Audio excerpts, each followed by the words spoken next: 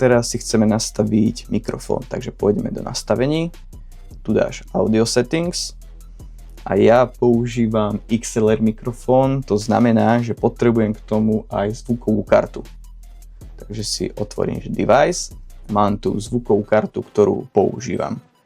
Ak nemáš zvukovú kartu a používaš USB mikrofón, tak tu budeš mať názov toho mikrofónu a za tým budeš mať napísané USB.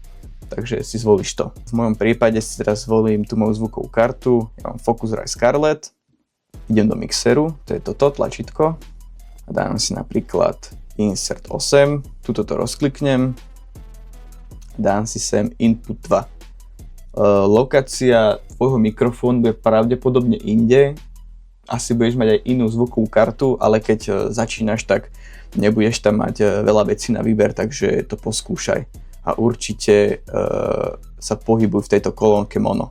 Takže v mojom prípade mám Input 2, lebo v tom inpute mám zapojený svoj mikrofón.